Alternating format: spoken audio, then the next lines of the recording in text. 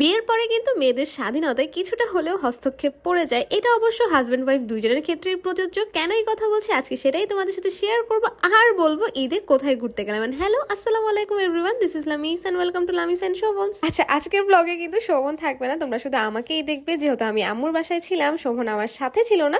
তো ঘুম থেকে উঠে আগে জাতীয় নাস্তাটা এখন করে নিলাম, সেটা হচ্ছে গরুর মাংস আর পরোটা। কোরবানি ঈদে তো এটা মাস্ট থাকবে, আর সেই সাথে চা। আর আমার একটু বাইরে যাওয়ার প্ল্যান ছিল, আর এই ড্রেসটা পরে আজকে আমি বাইরে যাব, বলতে পারো এটাই এবার আমার ঈদের ড্রেস ছিল। তোমাদের কি মনে আছে আমরা যখন একদম ছোট ছিলাম তখন কিন্তু এই কোরবানির ঈদটা হতো একদম কনকনে ঠান্ডার মধ্যে। এত ঠান্ডা থাকা সত্ত্বেও গরম পানি দিয়ে সকাল সকাল উঠে গোসল করা, তারপর নতুন জামা পরা, জামার সাথে মিলিয়ে ছোট্ট একটা ব্যাগ লাগিয়ে চলে যেতাম গরু কোরবানি দেখতে। সেই সাথে নানা ভাই বা বড় যারা থাকতো তাদের কাছে কিন্তু সালামি নিতেই হতো। আর গ্রামে যখন ঈদ করতাম, গ্রামের মেলাগুলোও কিন্তু আমার খুব ভালো লাগতো। ছোটবেলার ঈদটাই না অনেক বেশি ভালো ছিল আমার মধ্যে। আর তোমাদের কি মনে হয় তা কিন্তু অবশ্যই আমাকে কমেন্ট করে জানাবে। সাজুগুজু করে রেডি হওয়ার পর এটাই ছিল আমার ফাইনাল লুক। কেমন লাগছে তা অবশ্যই জানাবে। আর আম্মুর বাসা থেকে যখনই আমি ঘুরতে অন্য জায়গায় বের হয়, রুষা মনি কিন্তু আমার পিছু ছাড়বেই না। বিয়ের আগে কিন্তু মেয়েরা কি করে, হুটহাট করে ফ্রেন্ডদের সাথে যে কোনো জায়গায় যেতে পারে, কিন্তু বিয়ের পর অনেক ধরনের রেসপন্সিবিলিটি যেহেতু ঘাড়ে চলে আসে, তখন কিন্তু আর এসব করা যায় না। আর এসব কথাগুলো না শুধু মেয়েদের জন্য না, ছেলেদের জন্য কিন্তু একইভাবে প্রযোজ্য। আচ্ছা, এসব বলার আগে তোমাদের সাথে আমার শাশুড়ি মায়ের নিজের হাতের বানানো এই হার্বাল তেলটার কথা শেয়ার করে নেই। খাঁটি নারকেল তেলের সাথে 30টা প্রাকৃতিক উপাদান দিয়ে এই তেলটা বানানো হয়। যেসব আপু ভাইয়াদের অনেক চুল পড়ছে, যাদের চুলে খুশকি রয়েছে, যাদের চুল লম্বা হয় না কিংবা ঘন না, তারা চাইলে ইনবক্সে বা উপরের দেওয়া নাম্বারে ক্যাশ অন ডেলিভারিতে অর্ডার করে ফেলতে পারো।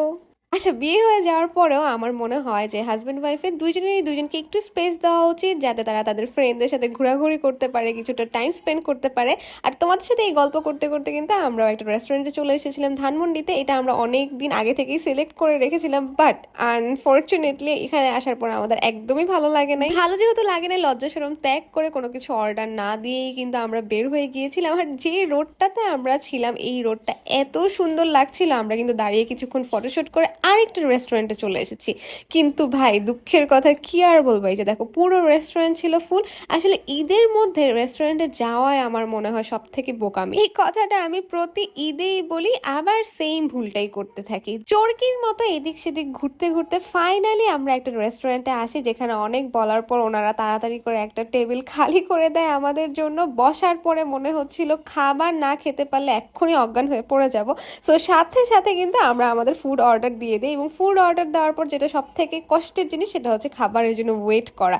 এই ওয়েটিংটা আমার একদমই সহ্য হয় না। এই 15-20 মিনিট যেহেতু করার কিছু থাকে না, আমরা সবাই মিলে গল্প করছিলাম, সেই সাথে আমি কিছু ভিডিও করে নিচ্ছিলাম। আর এই যে দেখো, খুবই রেয়ার সিনারিও, সেটা হচ্ছে ঢাকার ফাঁকা রাস্তা। এটা দেখতে এত ভালো লাগছিল উপর থেকে।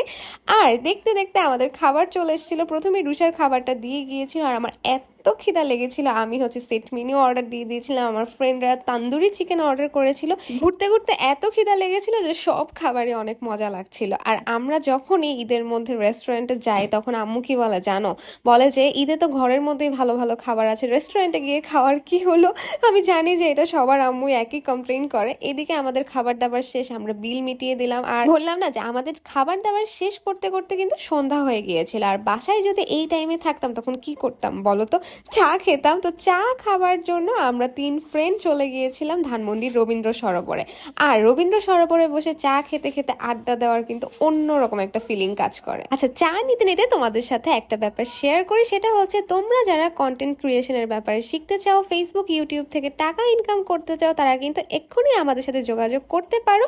আমাদের নেক্সট ব্যাচ মানে শোভন ক্লাস শুরু করবে কিন্তু জুলাইয়ের 1 তারিখ থেকে। আচ্ছা, অনেক টাইম যেহেতু আমরা বাইরে ছিলাম, সবারই বাসায় যাওয়ার একটা তাড়া ছিল। আমরা কিন্তু যে যার মতো বিদায় নিয়ে নিচ্ছিলাম, যদিও একটু খারাপ লাগছিল। এই যে আমি ফারাকে বিদায় দিচ্ছিলাম, আর বাসায় এসে নাবিলাকে খুশি করার জন্য একটু মেহেদিও দিয়ে দিলাম। সো আজকের মতো ব্লগ এই পর্যন্তই। Thanks for watching, tata bye bye, Allah Hafiz.